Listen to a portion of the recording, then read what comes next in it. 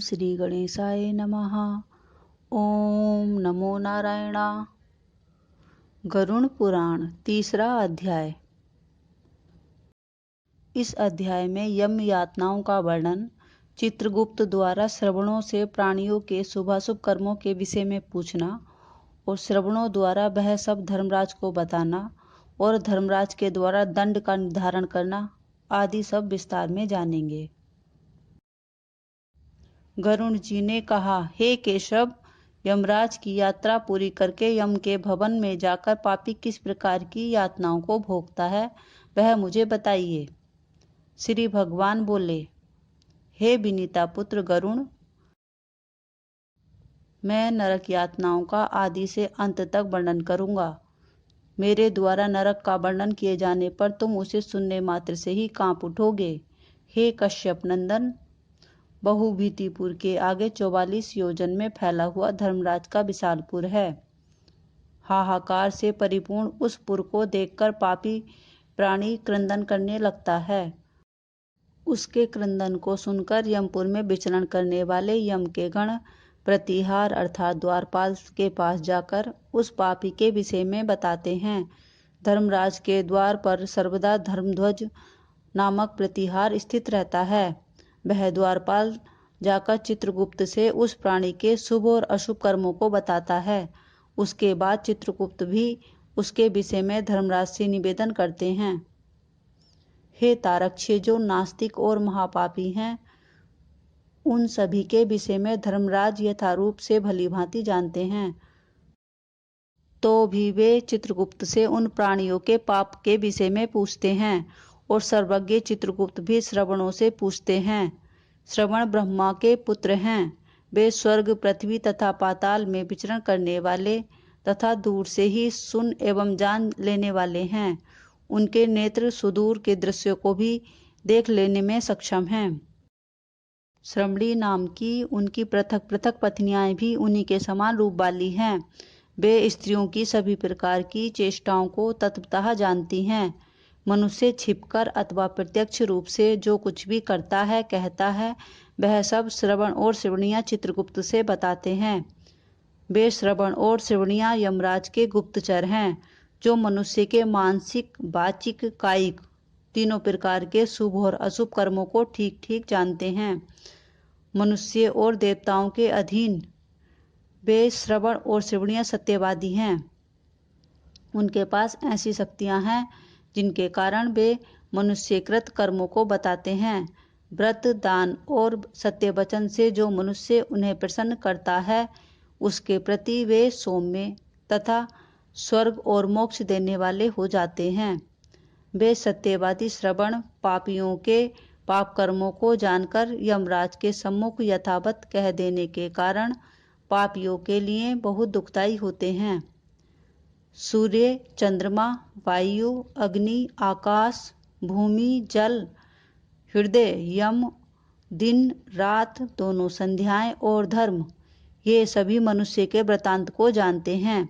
धर्मराज, चित्रगुप्त, श्रवण और सूर्य आदि भी मनुष्य के शरीर में स्थित सभी प्रकार के पाप और पुण्य कर्मों को पूर्ण रूप से जानते हैं और देखते हैं।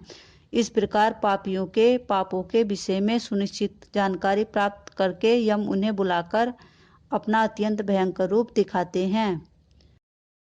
वे पापी यम के ऐसे भयंकर रूप को देखते हैं, जो हाथ में दंड लिए हुए, बड़ी काया वाले, भैंसे के ऊपर विराजमान, प्रलयकालीन मेघ के समान आवाज वाले, काजल के पर्वत के समान काले, बिजली की प्रभा वाले, आयुधों के कारण भयंकर, 32 भुजाओं वाले, 3 योजन के लंबे चौड़े विस्तार वाले, बावली के समान गोल नेत्र वाले, बड़ी बड़ी दाढ़ों के कारण भयंकर मुख वाले, लाल लाल आंखों वाले और लंबी नाक वाले हैं। मृत्यु और ज्वर से संयुक्त होने के कारण चित्रगुप्त भी भयावह हैं। यम के समान भयानक सभी दूत उनके समीप पापियों को डराने के लिए गरजते रहते हैं। उन सभी को देखकर पापी भयभीत होकर हाहाकार करने लगता है। दान ना करने के कारण वह पापात्मा कांपता है और बार बार विलाप करता है। तब चित्रगुप्त यम की आज्ञा से क्रंदन करते हुए और अपने पाप कर्मों के विषय में सोचते हुए उन सभी प्राणियों से कहते हैं, अरे पापियों, दुराचारियों, अहंकार से दूषित तुम अविवेकियों ने पाप क्यों कमाया? काम से, क्रोध से, पापियों की संगति से जो तुमने पाप किया है वह दुख देने वाला है। फिर भी हे मूर्ख जनों, तुमने वह कार्य क्यों किया, वह पाप कर्म क्यों किया? पूर्व जन्म में तुम लोगों ने जिस प्रकार अत्यंत हर्षपूर्वक पाप कर्मों को किया है, उसी प्रकार हर्षपूर्वक यातनाओं को भी भोगो। इस समय यातना भोगने से हाहाकार क्यों कर रहे हो, क्यों दुखी हो रहे हो? तुम लोगों ने जो बहुत से पाप किए हैं वे ही तुम्हारे दुख का कारण हैं, इसमें हम कारण नहीं हैं। मूर्ख हो या पंडित, दरिद्र हो या धनवान, सबल हो या निर्बल, यमराज सभी के लिए समान व्यवहार करने वाले कहे गए हैं। चित्रगुप्त के इस प्रकार के वचनों को सुनकर वे पापी अपने कर्मों के विषय में सोचते हुए निश्चेष्ट होकर चुपचाप बैठ जाते हैं। यमराज भी चोर की भांति निश्चल बैठे हुए उन पापियों को देखकर उनके पापों का मर्जन करने के लिए यथोचित दंड देने की आज्ञा करते हैं। इसके बाद वे निर्दयी दूत उन्हें पीटते हुए कहते हैं, हे पापी, महाघोर और अत्यंत भयानक नरकों में चलो। यम के आज्ञाकारी चंड और प्रचंड आदि नाम वाले दूत एक पास से उन्हें बांधकर नरक की ओर ले जाते हैं। वहां जलती हुई अग्नि के समान प्रभा वाला एक विशाल वृक्ष है जो 5 योजन में फैला हुआ है तथा 1 योजन ऊंचा है। उस वृक्ष के नीचे मुख करके उन्हें संकलों से बांधकर वे दूत खूब पीटते हैं। वहां जलते हुए वे रोते हैं और उनकी रक्षा करने वाला कोई नहीं होता। उसी शालमली वृक्ष में भूख और प्यास से पीड़ित और यमदूतों से पीटा जाते हुए अनेक पापी लटके रहते हैं। वे आश्रयविहीन पापी अंजलि बांधकर, हे यमदूतों, मेरे अपराधों को क्षमा करो, ऐसा उन दूतों से बार बार निवेदन करते हैं। बार बार लोहे की लाठियों, मुदगरों, भालों, बर्छियों, गदाओं और मूसलों से उन दूतों के द्वारा वे अत्यधिक मारे जाते हैं। मारने से वे चेष्टा रहित और मूर्छित हो जाते हैं। तब उन निश्चेष्ट पापियों को देखकर यम के दूत कहते हैं, अरे दुराचारियों, पापियों, तुम लोगों ने दुराचरण क्यों किया? सुलभ होने वाले भी जल और अन्न का दान कभी क्यों नहीं किया? तुम लोगों ने आधा ग्रास भी कभी किसी को नहीं दिया और ना ही कुत्ते और कौवे को कभी भोजन दिया। अतिथियों को नमस्कार नहीं किया, पितरों का तर्पण नहीं किया, यमराज तथा चित्रगुप्त का उत्तम ध्यान कभी नहीं किया और उनके मंत्रों का जाप भी नहीं किया, जिससे तुम्हें यहाँ यातना नहीं होती। कभी कोई तीर्थ यात्रा नहीं की, देवताओं की भी पूजा नहीं की, गृहस्थाश्रम में रहते हुए हंतकार नहीं निकाला। हंतकार अर्थात भोजन से पूर्व रसोई में बलि वैष्णवदेव तथा पंचबलि की विधि है। पंचबलि में गाय, कुत्ता, कौवा, कीट तथा अतिथि देव, इन 5 के निमित्त भोजन का कुछ अंश निकालने का विधान है। इसे हंतकार कहा गया है। जहाँ बलि वैष्णवदेव संभव नहीं होता, वहाँ माताएं अग्नि में अन्न की आहुति देकर गौ आदि के लिए कुछ भोजन सामग्री निकाल देती हैं। इसी को हंतकार कहा गया है। संतों की सेवा कभी नहीं की, इसलिए स्वयं के किए हुए पापों का फल भोगो। चूंकि तुम धर्महीन हो, इसलिए तुम्हें ये दंड दिया जा रहा है और अधिक पीटा जा रहा है। भगवान हरि ही ईश्वर हैं, वे ही अपराधों को क्षमा करने में सक्षम हैं।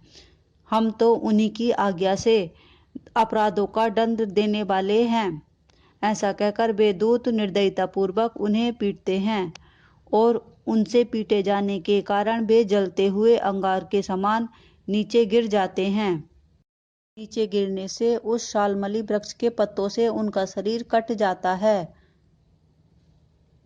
नीचे गिरे हुए उन प्राणियों को कुत्ते खाते हैं और वे रोते हैं। रोते हुए उन पापियों के मुख में यमदूत धूल भर देते हैं। कुछ पापियों को विविध पासों से बांधकर मुदगरों से पीटा जाता है। कुछ पापी आरे से काष्ठ की भांति 2 टुकड़ों में काट दिए जाते हैं और कुछ भूमि पर गिराकर कुल्हाड़ियों से खंड खंड किए जाते हैं।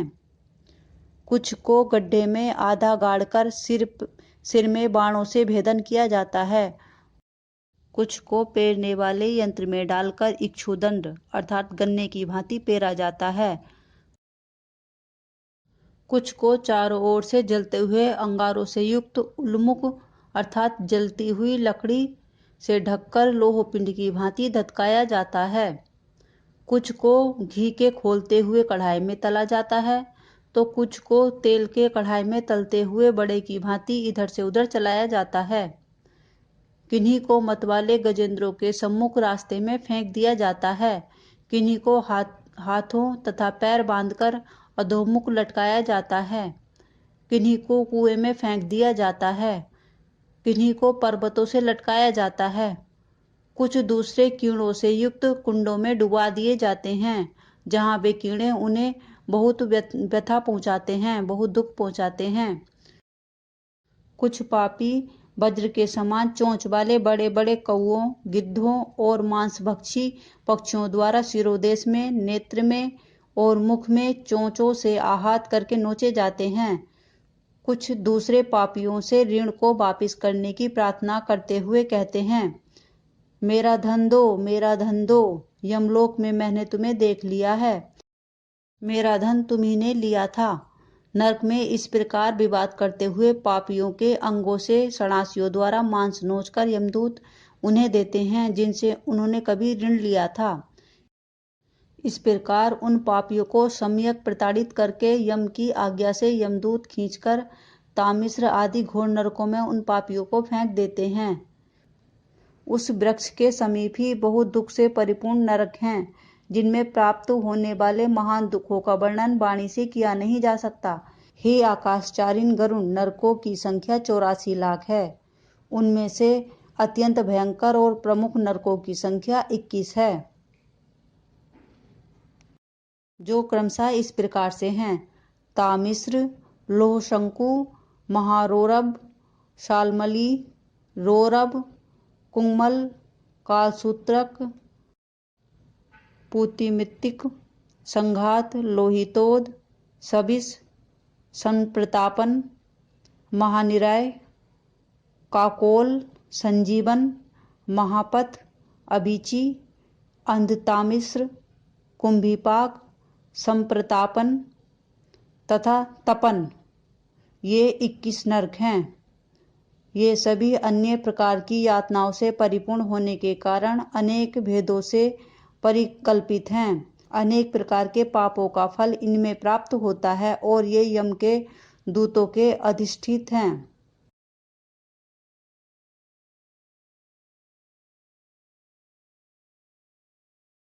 इन नरकों में गिरे हुए मूर्ख अधर्मी पापी जीव कल्प पर्यंत उन यातनाओं को भोगते हैं। तामिश्र और अंधतामिश्र तथा रोरब आदि नरकों की जो यातनाएं हैं उन्हें स्त्री और पुरुष पारस्परिक संग से निर्मित कर भोगते हैं। इस प्रकार कुटुंब का भरण पोषण करने वाला अथवा केवल अपना पेट भरने वाला भी यहाँ कुटुंब और शरीर दोनों को छोड़कर मृत्यु के अनंतर इस प्रकार का फल भोगता है।